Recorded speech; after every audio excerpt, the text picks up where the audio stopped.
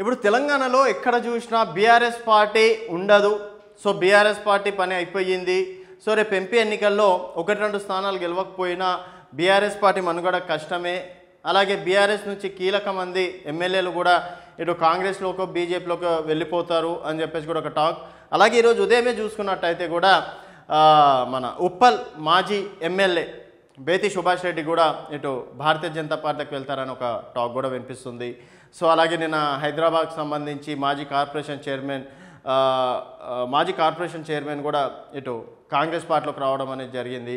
So కీలకంగా ఉన్న నేతలు కేకే కావచ్చు, కడియం శ్రీహరి కావచ్చు, దానం నాగేందర్ కావచ్చు, అండ్ ఖమ్మం భద్రాచలం ఎమ్మెల్యే తెల్లం వెంకట్రావు కావచ్చు, ఈ విధంగా ఇంకా గేట్లు తెరవలేదు. గేట్లు తెరిస్తే మాత్రం వరద లాగొచ్చేస్తారు.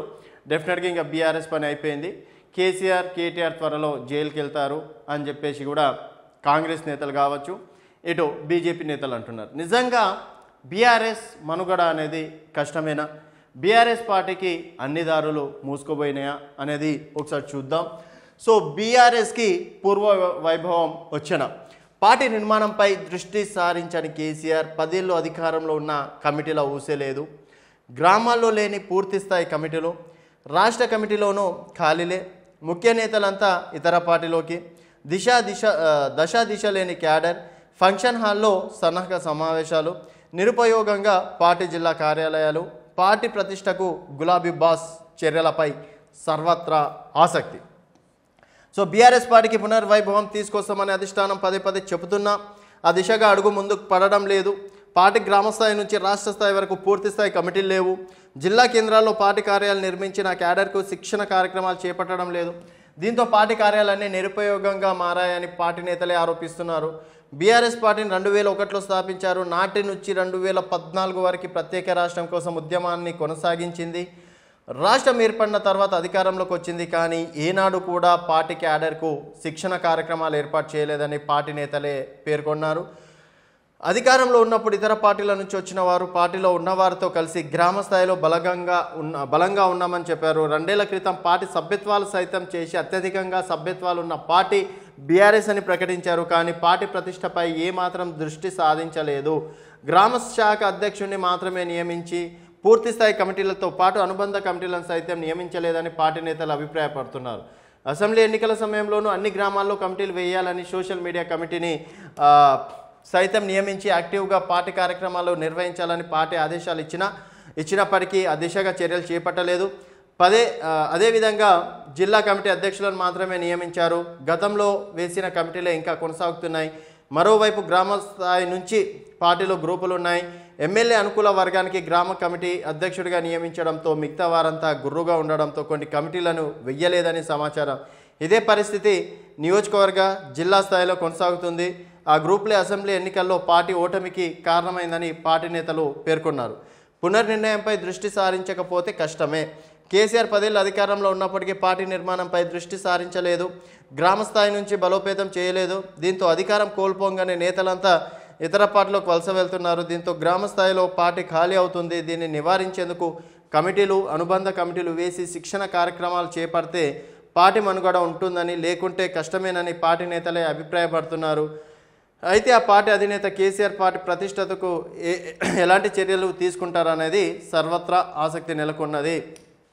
అలాగే నిరుపయోగంగా పార్టీ కార్యాలయాలు, పార్టీ క్యాడర్ని ఎప్పటికప్పుడు యాక్టివ్ చేసేందుకు పార్టీ అధిష్టానం అన్ని జిల్లా కేంద్రాల్లో పార్టీ కార్యాలయం నిర్మించింది.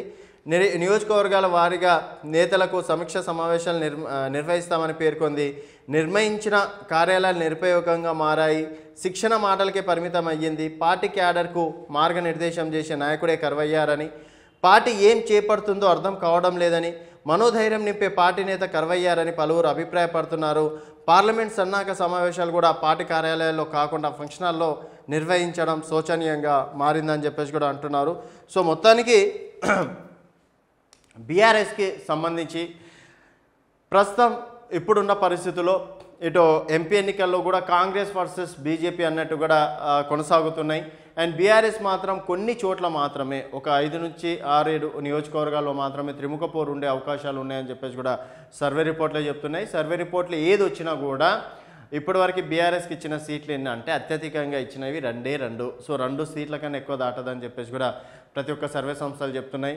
దానికి గల కారణాలు గ్రామ స్థాయిలో కమిటీలు వేయలేకపోవడం, క్రమశిక్షణ తరగతులు తీసుకోకపోవడం.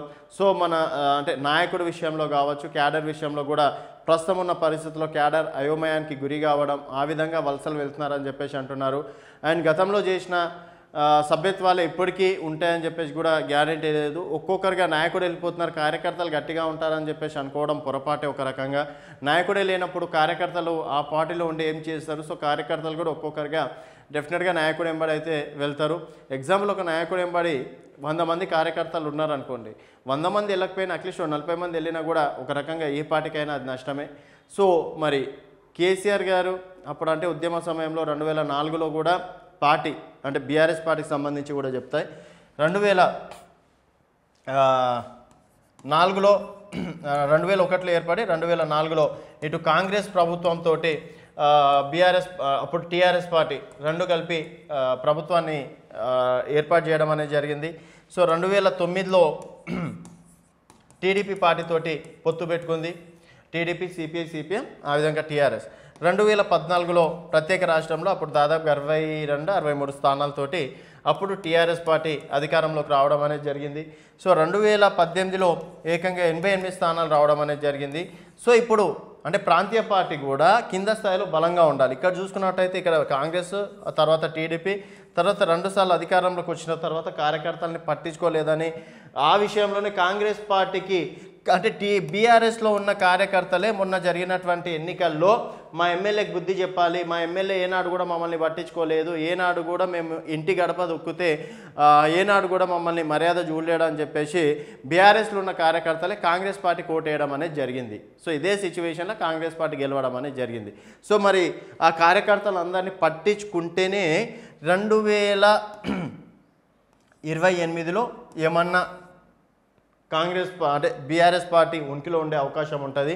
ఒకవేళ అందరు కనుక ఎవరు పట్టించుకోకుండా ఈ విధంగానే మేము చేస్తాం అది అని చెప్పేసి పైన మాటలు మాట్లాడితే మాత్రం నేటి బుడగలాగా మాత్రమే పార్టీ ఉంటుంది, కింద మాత్రం ఏమి ఉండదు అని చెప్పేసి కూడా రాజకీయ విశ్లేషకులు అంటున్నారు.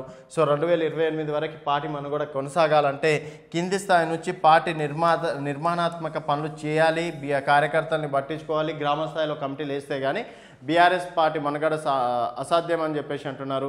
మరి దీనిపైన కేసీఆర్ గారు, కేటీఆర్, హరీష్ రావు గారు వీళ్ళు ఎలాంటి నిర్ణయం తీసుకుంటారు అనేది వేచి చూడాల్సిన విషయం. సో ఎంపీ ఎన్నికల తర్వాత బీఆర్ఎస్ పార్టీ చాలామంది అధికార పార్టీ నేతలు కావచ్చు, ప్రతిపక్షంలో ఉన్న బీజేపీ కావచ్చు, వీళ్ళు అంటున్నట్టు బీఆర్ఎస్ అంతమవుతుందని చెప్పేసి అనుకుంటున్నారా? బీఆర్ఎస్ మనుగడ ఇక ఉండబోదని చెప్పేసి మీరు అనుకుంటే మీ అభిప్రాయాలను కింద కామెంట్ రూపంలో తెలియజేయండి. చూస్తూనే ఉండండి.